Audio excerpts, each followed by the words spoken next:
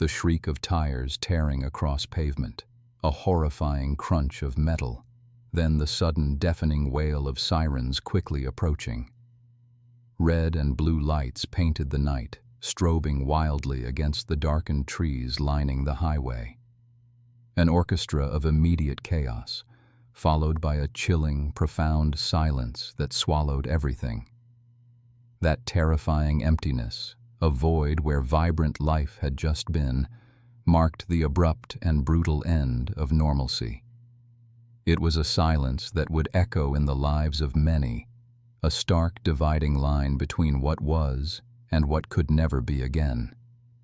In the heart of a small American town, where Friday night lights and community potlucks defined the rhythm of life, lived Ethan.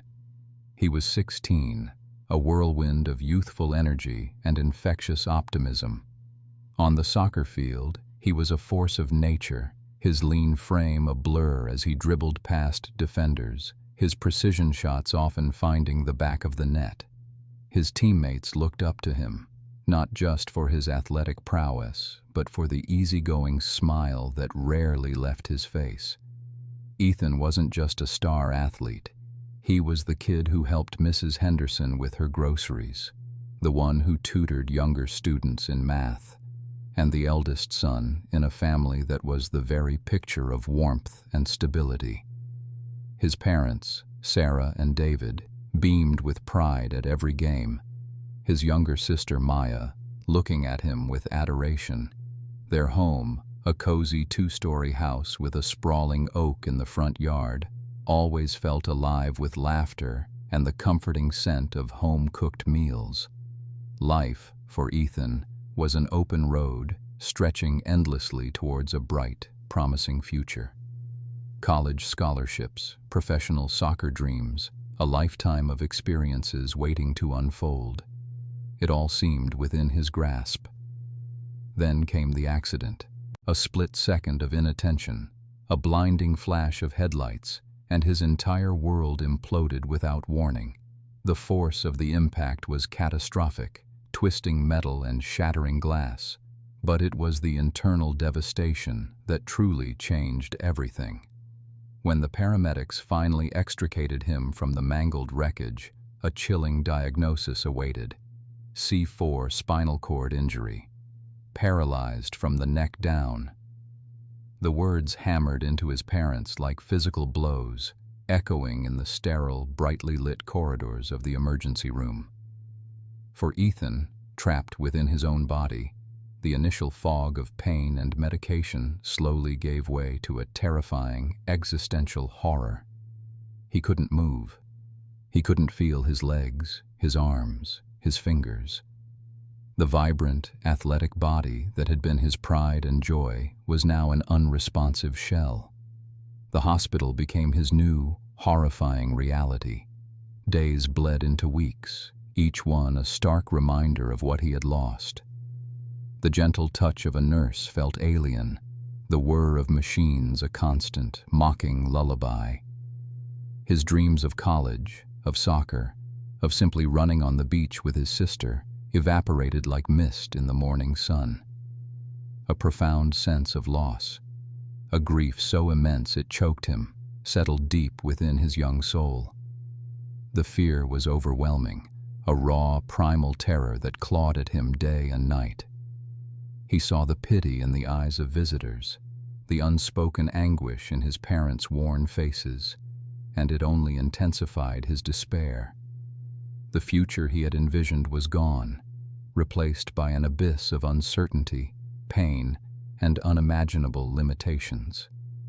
This was not just an injury. It was an execution of every hope he had ever held. Before we delve deeper into Ethan's harrowing struggles and the incredible journey he was about to embark on, we invite you to become a part of our community. Subscribe to our channel to receive more inspiring and emotional stories that remind us of the extraordinary resilience of the human spirit. Your support helps us share these powerful narratives with the world. The sterile white walls of the hospital room became an oppressive symbol of his new reality, a permanent fixture in Ethan's life. The vibrant world he once navigated with effortless grace had shrunk to the confines of a bed, his future a cruel, distorted reflection of his past. Initially, a simmering anger consumed him, a silent rage directed at the unfairness of it all. He was a champion athlete, a young man brimming with potential, now reduced to a motionless body. This anger quickly curdled into a deep, pervasive depression. He refused to engage, turning his face away when nurses attempted to feed him, his eyes vacant when therapists spoke of small, incremental goals. Each word felt like a hollow mockery of his former life, a reminder of everything he had lost. His parents, their faces etched with exhaustion and profound sorrow, watched helplessly as their son retreated further into himself. They tried everything, recounting funny memories from his childhood, playing his favorite music, even bringing in his soccer trophies, hoping to ignite some flicker of his former spirit. But Ethan remained impassive, a ghost in his own body. Their own lives had been irrevocably altered, revolving solely around Ethan's care, their jobs and social lives fading into distant memories. The financial burden was immense, but it paled in comparison to the emotional toll of witnessing their son's despair. They felt a crushing weight of guilt and impotence, desperately searching for a solution, any solution, to pull him back from the brink. The true antagonist in Ethan's story was not a person, but the insidious nature of his injury itself. The quadriplegia was a relentless enemy, stealing not just his physical capabilities, but also his emotional well-being. He wrestled with an overwhelming sense of isolation, the world outside his window seeming impossibly far away. He felt like a burden, a drain on his family's diminishing resources, and this feeling only deepened his withdrawal. The vibrant banter of his friends, the comforting embrace of his mother, the firm hand of his father, all seemed to belong to a past life, a different Ethan. This new Ethan was trapped, a prisoner within his own skin. His thoughts were a suffocating cloud of despair, occasionally punctuated by fleeting, almost unbearable memories of running across a soccer field, the wind in his hair, the roar of the crowd. Medical professionals, accustomed to challenging cases, found themselves increasingly frustrated by Ethan's profound lack of engagement. Physical therapists brought in specialized equipment, gently manipulating his limbs, explaining the importance of maintaining muscle mass, but their words bounced off a wall of indifference. Occupational therapists tried to introduce adaptive tools, attempting to spark an interest in regaining some semblance of independence, however small. Nutritional support staff meticulously planned his meals, battling his lack of appetite and the steady decline in his weight. Psychologists attempted talk therapy, probing for any emotional entry point, but Ethan's communication was minimal, limited to subtle eye movements or slight facial expressions that conveyed only negativity, or worse, a chilling emptiness. He would often close his eyes for long periods, choosing oblivion over engagement, leaving the room heavy with unspoken words and unconquerable sorrow. Every attempt at resolution seemed to meet the same impenetrable barrier of his despair, further cementing the doctor's growing concern for his will to live. Weeks bled into months, an agonizing stretch of time where Ethan's physical condition remained static, yet his emotional state seemed to plummet further into an abyss of despair. The initial anger that had fueled his refusal to cooperate had long since given way to a chilling apathy. His eyes, once vibrant and full of youthful fire, now held a haunting vacancy, mirroring the void he felt within. He lost weight, his once athletic frame now gaunt, a stark testament to his diminishing will to live. The medical staff, accustomed to the highs and lows of long-term patient care, began to cast worried glances at each other, their whispers laced with concern over his lack of engagement, his deepening withdrawal. They had exhausted every conventional method, every psychological approach, every gentle coaxing, but Ethan remained unreachable, a silent prisoner within his own body and mind. It was during one of these somber, multidisciplinary meetings that Sarah, a dedicated social worker with an unyielding belief in human resilience, cautiously introduced an idea. She had witnessed countless cases, seen the limits of traditional medicine, and felt an instinctual pull towards an unconventional path. "We've tried everything within the established protocols," she began, her voice firm amidst the general air of resignation. "Perhaps it's time to think outside the box. I propose we introduce a therapy animal, specifically a police K9.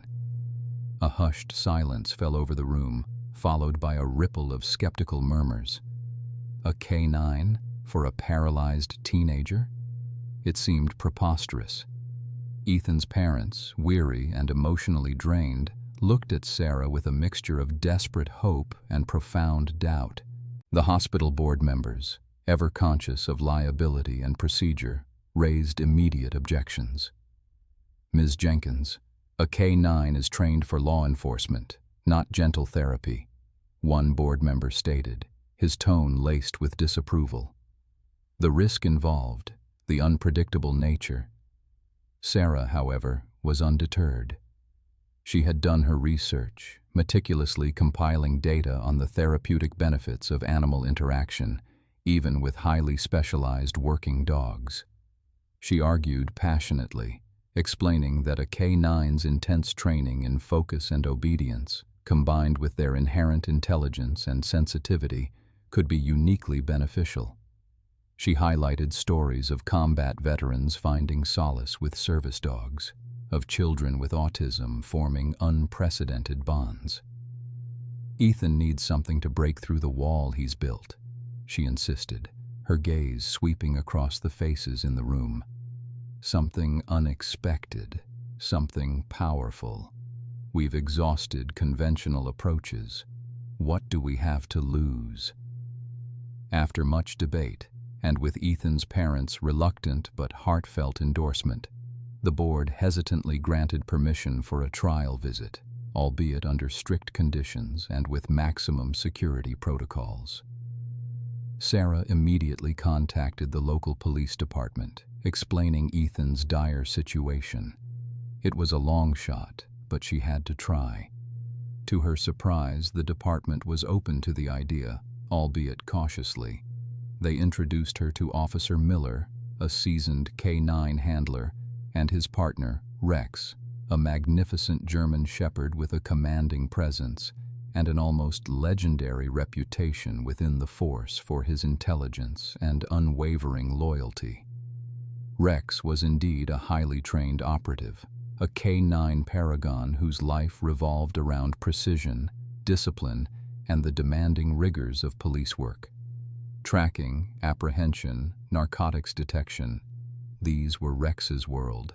The notion of him transitioning into a gentle therapy dog, even for a single visit, was a stark deviation from his established routine.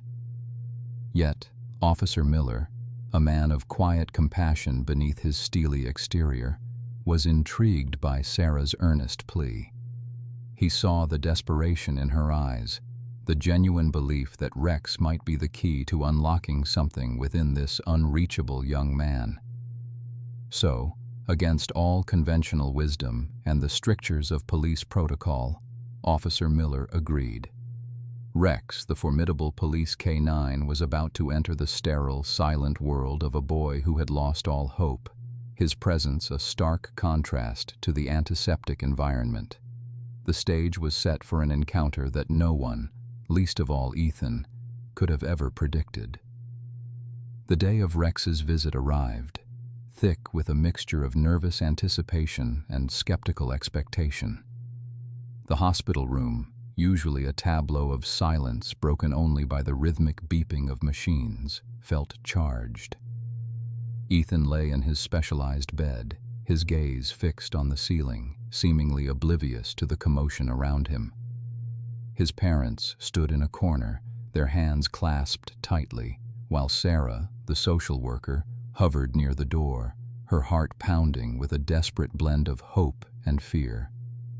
Then, the door opened, and Officer Miller stepped in, Rex walking calmly by his side. The magnificent German Shepherd, typically coiled with focused energy, entered the sterile environment with an almost regal air. His fur, a rich blend of black and tan, seemed to absorb the harsh fluorescent light, creating a striking contrast to the pale walls. Rex's eyes, intelligent and watchful, scanned the room, taking in every detail. Ethan's parents visibly tensed, their earlier anxieties about a police dog in a hospital room resurfacing. Even Sarah held her breath. Rex, however, paid no mind to the adults. His attention was immediately drawn to Ethan. The dog's ears swiveled, subtly picking up the faint scent of human vulnerability, the quiet despair that clung to the young man like a shroud.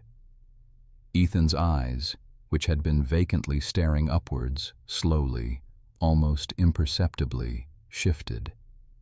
They tracked Rex's movements, a flicker of something new, something vaguely resembling curiosity, touching their depth for the first time in months. It wasn't full engagement, not yet, but it was a deviation from the practiced disinterest that had become his default. Officer Miller, sensing the subtle shift, quietly guided Rex closer to the bed. He spoke in a low, reassuring tone, not to Rex, but to the anxious parents and medical staff. Rex is trained for sensitivity. He understands boundaries. Yet what happened next transcended any training. Instead of maintaining a professional distance, a behavior ingrained in every fiber of a police K-9, Rex did something truly unexpected. He approached Ethan's bed with a soft, almost hesitant gait. He sniffed cautiously at the metal frame, his nose twitching, exploring the unseen world of sense that defined Ethan's confined existence. Then, with an act that seemed to defy his imposing stature and stern police persona, Rex gently rested his large head on the very edge of the bed, right beside Ethan's hand. A soft, almost inaudible whimper escaped his throat, a sound of deep, empathetic understanding.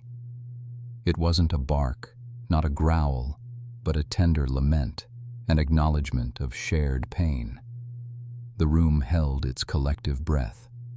Everyone watched, mesmerized by the powerful yet delicate interaction unfolding before them. Ethan's eyes, previously dull and lifeless, were now fixed entirely on Rex. A strange, unreadable emotion crossed his face, a fleeting shadow of surprise, perhaps, or even a glimmer of recognition. It was then, in that profound stillness, that it happened. A micro-movement, so subtle it was barely there. Ethan's right pinky finger, resting inert on the crisp white sheet, twitched. A single, almost imperceptible tremor, a whisper of a movement. No one else saw it. Not his parents, their vision clouded by tears. Not Sarah, her eyes wide with hopeful anticipation. Not even Officer Miller, whose gaze was fixed on Rex's unusually placid demeanor. But Rex did. His head, still resting on the bed, shifted slightly. His intelligent eyes, dark and fathomless, focused with laser-like intensity on that single, twitching digit. He knew. He registered the minutest flicker of life from a boy everyone else had almost given up on. The impossible had begun to unfurl. The sterile silence of Ethan's hospital room was suddenly charged with an electric tension. Everyone in the small space held their breath, their gaze fixed on Ethan's hand, then on Rex.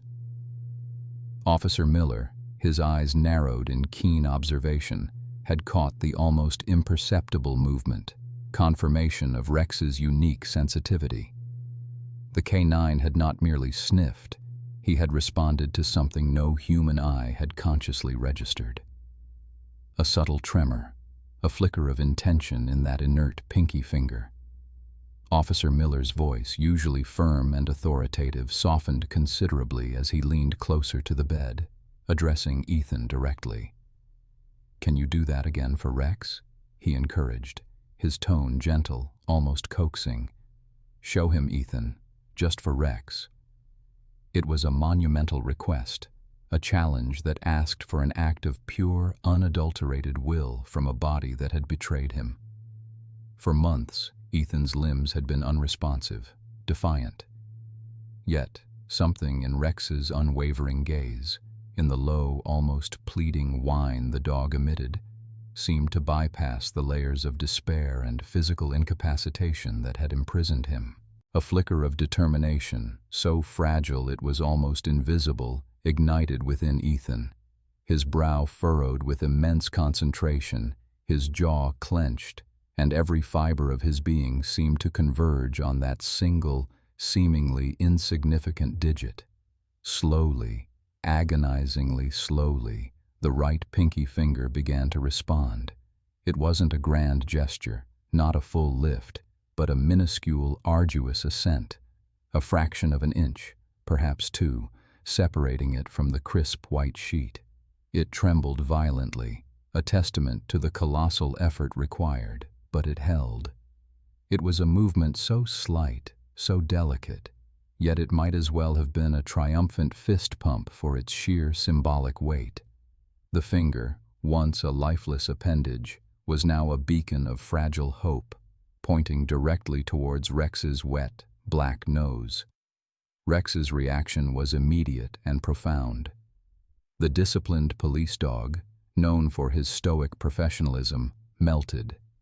He responded not with a bark or a sharp command, but with an outpouring of affectionate attention. His rough tongue gently licked Ethan's outstretched pinky, a soft, warm sensation that was Ethan's first voluntary physical sensation in what felt like an eternity. Rex then nudged his head against Ethan's hand, a soft, encouraging pressure, his tail beginning a slow, rhythmic thump against the side of the bed. It was a silent conversation, a profound acknowledgement of effort, of connection, of life. The dog's eyes, usually sharp and alert, softened with an almost human understanding, reflecting the unspoken message. "I see you. I acknowledge your struggle. And I am here." The scene unfolded in a breathtaking silence, punctuated only by Rex's gentle whines and the quiet, almost reverent gasps from the adults in the room. Ethan's parents, who had endured months of their son's unresponsive shell, were utterly overwhelmed. Tears, hot and uncontrollable, streamed down his mother's face, tracing paths through the worry lines etched there by grief. His father, usually a pillar of quiet strength, openly wept, his shoulders shaking with a mixture of profound relief and an aching, bittersweet joy. This was it. This was the first voluntary movement, the first genuine interaction, the first unmistakable sign of Ethan's will to engage with the world again. The medical staff, seasoned professionals accustomed to the clinical realities of severe trauma, were equally astonished. Dr. Evans, who had overseen Ethan's case from the start, felt a tremor run through him. He had seen countless miracles of modern medicine, but this was something else, something primal, deeply emotional, and utterly inexplicable by scientific terms alone. The tight knot in his stomach, a constant companion since Ethan's accident, began to loosen. Sarah, the social worker who had championed this improbable intervention, stood rooted to the spot, tears blurring her vision, but a triumphant, radiant smile breaking through. Her unconventional idea, born of desperation and boundless empathy, had worked. A single small movement, a tender response from a loyal dog, had shattered the seemingly impenetrable wall around Ethan, igniting a spark where only ashes had lain. The room, once a somber chamber of despair, was now filled with the intoxicating scent of hope. The initial breakthrough, a small but monumental lift of a finger, was merely the first ripple in what would become a tidal wave of transformation. From that day forward, Rex became a regular, cherished visitor to Ethan's hospital room. Officer Miller, witnessing the undeniable connection, began bringing Rex in every afternoon, turning what was supposed to be a single, cautious trial into a daily ritual. These visits swiftly became the unwavering highlight of Ethan's otherwise monotonous and despair-filled days. The sterile, cold room seemed to warm with Rex's presence, the air filling with a quiet, comforting energy. Rex would curl up beside Ethan's bed, sometimes resting his head on the mattress, his soft fur a stark contrast to the rough sheets, his quiet breathing a soothing rhythm. Ethan, once so withdrawn, began to anticipate Rex's arrival. His eyes, which had been so often vacant or filled with a dull sadness, now darted towards the door whenever he heard the familiar jingle of Rex's collar approaching. A flicker of genuine interest, a faint spark of life returned to them. Rex's presence seemed to possess an almost magical ability to calm Ethan, to anchor him in the present moment, pulling him away from the dark recesses of his own mind. With each passing visit, the tentative interactions grew, fostered by Rex's unwavering patience and gentle nudges. Ethan would attempt more small movements, his determination fueled by the desire to engage with the magnificent creature beside him. He would try to shift his wrist, to flex a muscle in his arm, all under the watchful, understanding gaze of the German shepherd. Rex, in turn, would respond with subtle affirmations, a soft nudge of his nose, a quiet whine, or a gentle lick to Ethan's still limited reach. This unique connection with Rex proved to be the catalyst for Ethan's therapeutic progress. The physical therapists, who had struggled for months to elicit any voluntary effort from Ethan, suddenly found a willing, albeit still profoundly challenged participant. The goal for Ethan was no longer just the abstract concept of recovery, but a tangible, deeply personal desire to be able to interact more fully with Rex, to feel the warmth of his fur beneath his hand, to return the affection he so clearly received. He pushed through the pain, through the frustration, through the exhausting monotony of repetitive exercises, all with the image of Rex in his mind. Each tiny victory in therapy, each millimeter of movement regained, was celebrated not just by the medical staff, but by an encouraging nudge from Rex. The dog was his silent cheerleader, his furry motivator, an undeniable presence that made the arduous journey seem less solitary. News of Ethan and Rex's extraordinary story began to spread like wildfire through their small American town. Initially, it was whispered through the hospital halls, then shared among family friends, and eventually, it reached the local news outlets. The tale of a paralyzed teen finding hope through an unlikely police canine touched the hearts of the community. In a demonstration of unwavering support, the town rallied around Ethan. Fundraisers were organized with remarkable speed and enthusiasm. Bake sales, car washes, charity runs, and silent auctions sprung up, all dedicated to helping with Ethan's ongoing medical costs, which were astronomical, and the specialized adaptive equipment he would inevitably need for his new life. People who had only known Ethan as the star soccer player, or simply as a familiar face in the grocery store, were now united by a common purpose: to support this brave young man and the incredible bond he shared with his canine companion. The outpouring of generosity was overwhelming, a testament to the power of a compelling story and the innate human desire to help those in need. The community's spirit mirrored the budding hope in Ethan's own heart. Together, they were building a future he once thought impossible. The road to recovery for Ethan, though undeniably slow and arduous, became a consistent journey of small victories. Days blurred into weeks, and weeks into months, each marked by incremental progress. The sheer willpower that had once powered his athletic prowess now fueled his physical therapy. He learned to celebrate the minute twitch of a muscle, the faint sensation in a dormant limb, the ability to independently move a finger.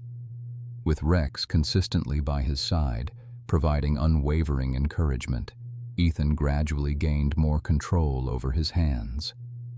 The initial, almost imperceptible pinky twitch evolved into the ability to grasp lightweight objects. Then came the glorious day when he could, with immense effort, extend his hand and gently pet Rex's soft fur. It was a moment laden with profound emotional significance, a tangible demonstration of their unbreakable bond, a physical manifestation of the hope that Rex had rekindled. This physical progress, while celebrated, was almost overshadowed by Ethan's emotional transformation. The vacant stare that had haunted his parents for months receded, replaced by eyes that once again sparkled with curiosity and a growing sense of purpose. His wry wit, a hallmark of his pre-accident personality, began to re-emerge, at first tentatively, then with increasing confidence. The old spark, the infectious optimism that had defined him, slowly returned, brighter than ever. He began to crack jokes with his therapists, engage in conversations with his parents that extended beyond basic needs, and even started to envision a future for himself, albeit a different one than he had once planned. Rex was not just a motivator for physical movement, he was an anchor for Ethan's soul, pulling him out of the depths of despair and back into the light. The emotional well-being of the young man flourished under the constant, unconditional companionship of his four-legged friend. He laughed more, worried less, and embraced the challenges before him with a newfound resilience. As Ethan continued his remarkable journey, Officer Miller faced a uniquely difficult decision. Rex, a highly skilled and decorated police K-9, was still in his prime. However, it had become undeniably clear that Rex's true calling, his most vital role, was now intertwined with Ethan's life. The bond they shared transcended duty and training. It was a profound connection that had done what no medicine or therapy alone could. After much soul-searching and countless conversations with his superiors, Officer Miller made the difficult but ultimately heartwarming decision to retire Rex from active police duty early. The police department, having witnessed the incredible impact Rex had on Ethan, fully supported the unprecedented move. Officer Miller personally delivered the news to Ethan and his family, proposing that Rex become Ethan's full-time emotional support and physical therapy dog. The moment the proposal was made, a collective breath was held. For Ethan, it was a dream he hadn't dared to articulate, a silent wish finally given voice. Tears streamed down his mother's face as she nodded vigorously. His father simply gripped Officer Miller's hand, his gratitude beyond words. The police department swiftly processed the paperwork, recognizing the extraordinary circumstances and the profound good that could come from such a partnership. And so, the day arrived when Rex officially transitioned from K-9 officer to Ethan's dedicated companion. The moment of Rex arriving at Ethan's house was electric. The familiar, rhythmic click-clack of his paws on the floor tiles, the soft shuffle of his tail wagging against the doorframe, the expectant sniff as he entered Ethan's newly adapted bedroom. It was more than just a dog moving in. It was a tangible symbol of hope, a new beginning.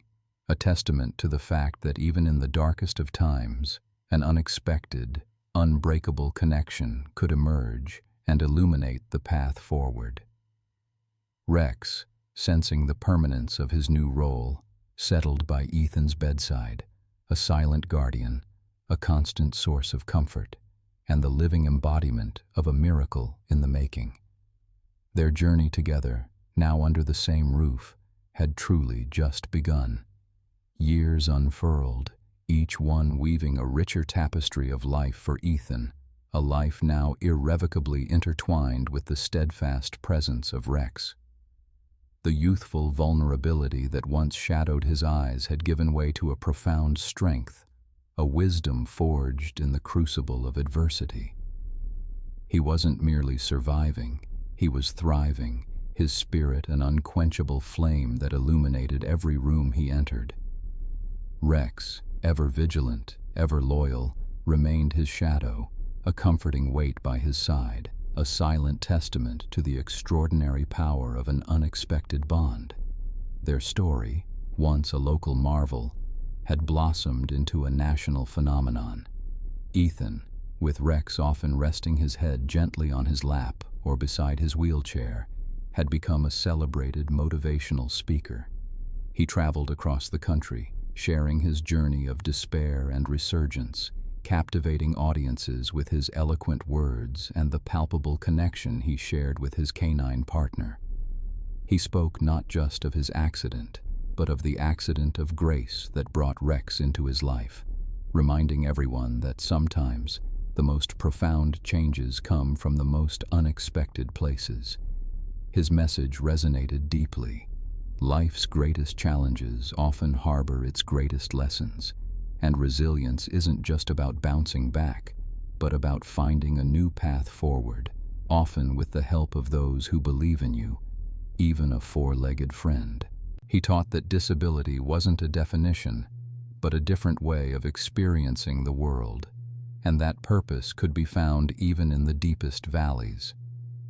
Their shared journey was a testament to the fact that sometimes healing doesn't look like what you expect.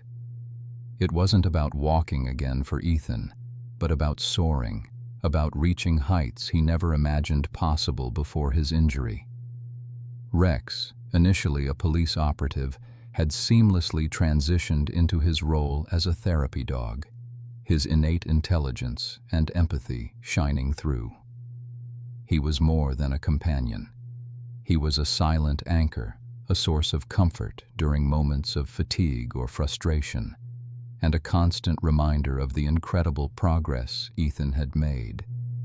The simple act of petting Rex, a movement that once seemed impossible, was now a daily ritual, a therapeutic connection that grounded Ethan and reminded him of his body's newfound capabilities.